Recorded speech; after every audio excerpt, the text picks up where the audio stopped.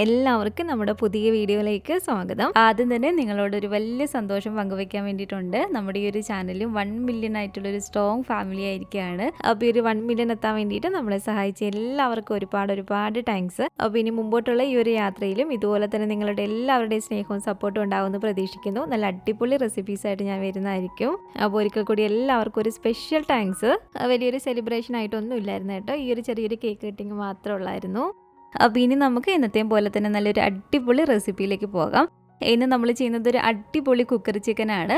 കുക്കറിൽ വളരെ എളുപ്പത്തിൽ നല്ല ടേസ്റ്റിൽ ചെയ്തിട്ടെടുക്കാൻ പറ്റിയൊരു റെസിപ്പിയാണ് കേട്ടോ ഇത്. അപ്പോൾ നല്ല ടേസ്റ്റി ആയിട്ടുള്ള ഈ ഒരു കുക്കർ ചിക്കൻ എങ്ങനെയാണ് തയ്യാറാക്കുന്നതെന്ന് നമുക്കൊന്ന് കണ്ടു നോക്കാം. ഈ ഒരു വീഡിയോ കാണുന്ന സമയത്ത് നിങ്ങൾക്ക് ഇഷ്ടപ്പെടുവാണെങ്കിൽ മറക്കാതെ തന്നെ ഒരു ലൈക്ക് ബട്ടണും കൂടെ ഒന്ന് ക്ലിക്ക് ചെയ്യണേ.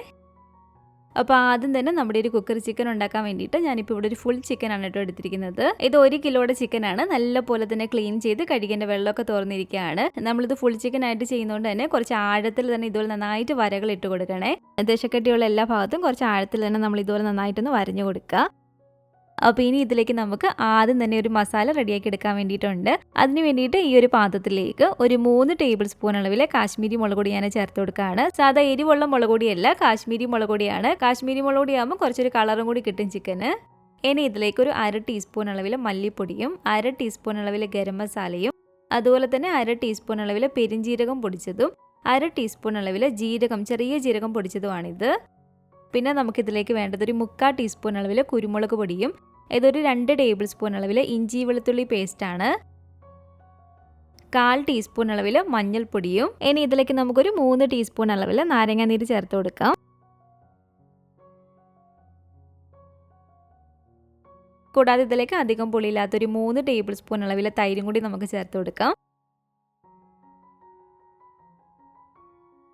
ഞാനിപ്പോൾ ഇതിലേക്ക് ഒരു ചിക്കൻ സ്റ്റോക്ക് ചേർത്ത് കൊടുക്കുന്നുണ്ട്. ഈ ഒരു പാക്കറ്റിൽ 2 എണ്ണം ഉണ്ടല്ലോ, ഒരെണ്ണം ചേർത്ത് കൊടുത്താൽ മതി. നമ്മൾ ഇതുപോലെ കൈ കൊണ്ടൊന്ന് പൊടിച്ചിട്ട് ഈ ഒരു ചിക്കൻ സ്റ്റോക്ക് ചേർത്ത് കൊടുക്കുന്നത് ഓപ്ഷണൽ ആണ് കേട്ടോ. നമ്മുടെ ഉണ്ടെങ്കിൽ മാത്രം ചേർത്ത് കൊടുത്താൽ മതി.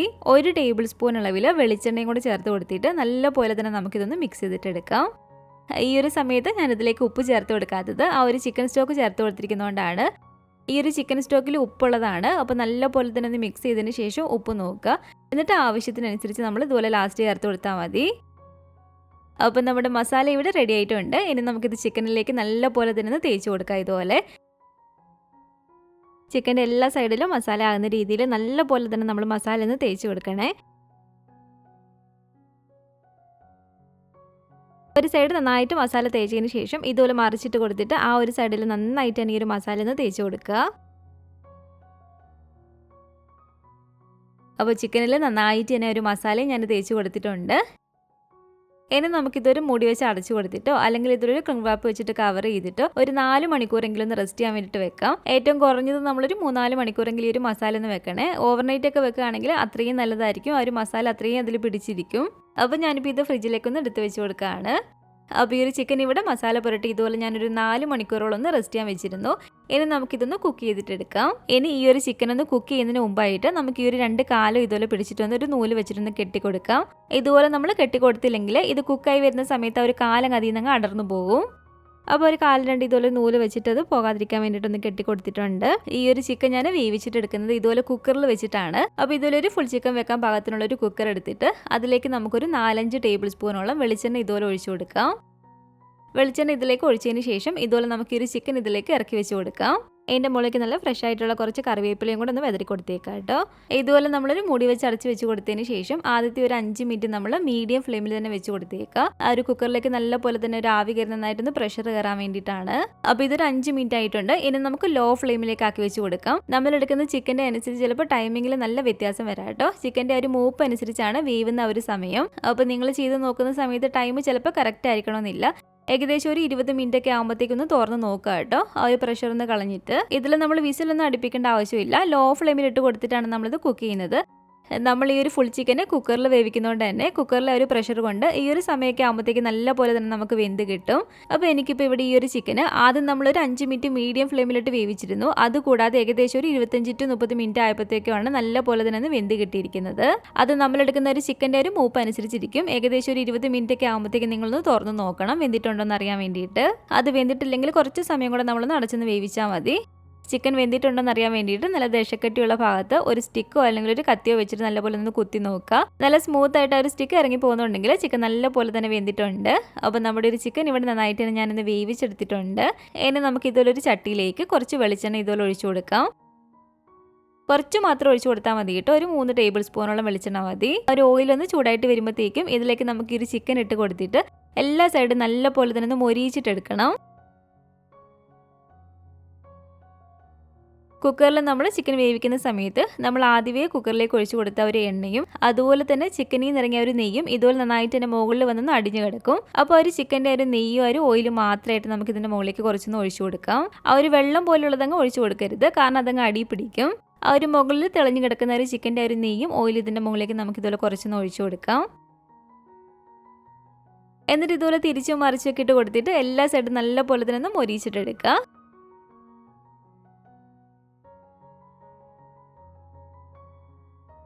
ഒരു 2 തവി ഉപയോഗിച്ച് സൈഡൊക്കെ ഇതുപോലെ ഒന്ന് ചെരിച്ച് വെച്ച് കൊടുത്തിട്ട് തന്നെ ആ ഒരു സൈഡ് നല്ലപോലെ തന്നെ മൊരിയിച്ചിട്ടെടുക്കണേ. അപ്പോൾ ഇതുപോലെ തിരിച്ചും മറിച്ചൊക്കെ ഇട്ട് കൊടുത്തിട്ട് ഈ ഒരു ചിക്കൻ ഞാൻ ഇവിടെ നിന്ന് മൊരിയിച്ചെടുത്തിട്ടുണ്ട്. ഇനി നമുക്കിതിലേക്ക് ലാസ്റ്റ് ചെറിയൊരു മസാലയും കൂടെ ഒന്ന് റെഡിയാക്കി എടുക്കാൻ വേണ്ടിയിട്ടുണ്ട്. ആ ഒരു മസാലയും കൂടെ റെഡിയാക്കുമ്പോഴത്തേക്കും ഈ ഒരു ചിക്കൻ അടിപൊളി ടേസ്റ്റാണ് കേട്ടോ. നമ്മൾ ചിക്കൻ ഫ്രൈ ചെയ്യാൻ എടുത്ത ഒരു ഓയിൽ തന്നെ ഞാനിതിലേക്ക് കുറച്ചൊന്ന് ഒഴിച്ചു കൊടുക്കുകയാണ്. അഥവാ ഓയിൽ കുറച്ച് വേണമെന്നുണ്ടെങ്കിൽ ചേർത്ത് കൊടുക്കാം. ഓയിലൊന്ന് ചൂടായിട്ട് വരുമ്പോഴത്തേക്കും ഒരു 1.5 ടേബിൾ സ്പൂൺ അളവിൽ ഇഞ്ചി ഇതുപോലെ നീളത്തിലരിഞ്ഞതും 1.5 ടേബിൾ സ്പൂൺ അളവിൽ വെളുത്തുള്ളി ഇതുപോലെ നീളത്തിലരിഞ്ഞതും കൂടി ഇട്ട് കൊടുക്കുകയാണ്. 2 പച്ചമുളക് ഇതുപോലെ അരിഞ്ഞിട്ടെടുത്താണ്, അതും കൂടി ഇട്ട് കൊടുത്തിട്ടുണ്ട്. പിന്നെ നമുക്കിതിലേക്ക് മെയിനായിട്ട് വേണ്ടത് ഒരു 30ഓളം ചെറിയ ഉള്ളി ഒന്ന് ചതച്ചെടുത്താണ് കേട്ടോ ഞാൻ. അപ്പോൾ ഒരു 30ഓളം ചെറിയ ഉള്ളി ചതച്ചതും കൂടെ ഞാൻ ഇതിലേക്ക് ഇട്ട് കൊടുത്തിട്ടുണ്ട്. കുറച്ച് ഉപ്പും കൂടി ഇട്ട് കൊടുത്തിട്ട് നല്ലപോലെ തന്നെ നമുക്കിതൊന്ന് വഴറ്റിയിട്ടെടുക്കാം.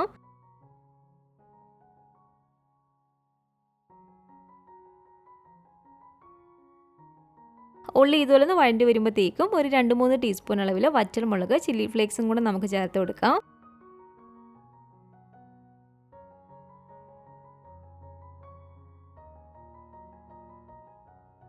ചിക്കനൊക്കെ ആയതുകൊണ്ട് തന്നെ ഈ ഒരു മസാലയിൽ ചെറിയൊരു പുളി പോലെ ഉണ്ടെങ്കിൽ നല്ലൊരു ടേസ്റ്റ് ആയിരിക്കും. അപ്പോൾ ഒരു ചെറിയൊരു പുളിക്ക് വേണ്ടിയിട്ട് കുറച്ച് നാരങ്ങാ നീരും കൂടെ ഞാൻ ഇതിലേക്ക് ചേർത്ത് കൊടുക്കുന്നുണ്ട്. നാരങ്ങാ നീര് നമ്മൾ ആദ്യം കുറച്ചൊന്ന് ചേർത്ത് കൊടുത്ത് നോക്കുക. എന്നിട്ട് ആ ഒരു ടേസ്റ്റ് നോക്കിയിട്ട് വീണ്ടും വേണമെങ്കിൽ മാത്രം ചേർത്ത് കൊടുത്താൽ മതി. അപ്പോൾ നാരങ്ങാ നീരും കൂടി ചേർത്ത് കൊടുത്തിട്ട് നല്ലപോലെ തന്നെ ഞാൻ ഇളക്കിയിട്ടെടുക്കുകയാണ്. ഇനി ഇതിലേക്ക് ഒരു 3/4 ടീസ്പൂൺ അളവിൽ കാശ്മീരി മുളക് പൊടിയും കൂടി ഇട്ട് കൊടുക്കുകയാണ്. അതുപോലെ തന്നെ ഒരു എരിവും പുളിയെല്ലാം ഒന്ന് ബാലൻസ് ചെയ്യാൻ വേണ്ടിയിട്ട് ഒരു 3/4 ടേബിൾ സ്പൂൺ അളവിൽ ടൊമാറ്റോ കെച്ചപ്പും കൂടി ഞാൻ ചേർത്ത് കൊടുക്കുകയാണ്.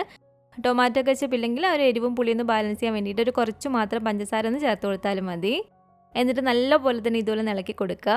ഇതിലേക്കൊരു 1/4 കപ്പ് അളവിൽ ക്യാപ്സിക്കം ഇതുപോലെ ചെറിയതായിട്ടൊന്ന് കട്ട് ചെയ്തതും കൂടി ഒന്ന് ചേർത്ത് ഇളക്കിയിട്ടെടുക്കുകയാണ്. ഇത് ഓപ്ഷണലാണ് കേട്ടോ, നമുക്ക് വേണമെങ്കിൽ ചേർത്താൽ മതി. ഈ ഒരു സമയത്ത് ഈ ഒരു മസാലയുടെ ടേസ്റ്റ് ഒന്ന് നോക്കുക, എരിവും ഉപ്പും പുളിയെല്ലാം കറക്റ്റ് ആണോ എന്ന്. എന്തെങ്കിലും വേണമെങ്കിൽ ചേർത്ത് കൊടുക്കാവുന്നതാണ്. ഇനി ഇതിലേക്ക് നമ്മൾ ആദ്യമേ നല്ലപോലെ തന്നെ വേവിച്ച് ഒന്ന് മൊരിയിച്ചെടുത്ത് വെച്ചിരിക്കുന്ന ഈ ഒരു ചിക്കൻ ഇതിലേക്ക് ഇട്ട് കൊടുത്തിട്ട് നല്ലപോലെ തന്നെ ഒന്ന് മിക്സ് ചെയ്ത് കൊടുക്കുക ഒരു മസാലയിൽ.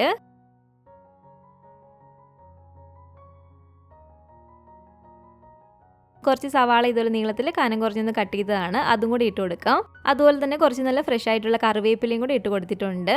എന്നിട്ട് വീണ്ടും നന്നായിട്ട് ഇനി ഇതൊന്ന് മിക്സ് ചെയ്തിട്ടെടുക്കുക. ഇതുപോലെ നമ്മൾ മസാല ചേർത്തിട്ട് ഒരു 5 മിനിറ്റോളം ഈ ചിക്കൻ ഒന്ന് മിക്സ് ചെയ്ത് കൊടുത്താൽ മതി കേട്ടോ.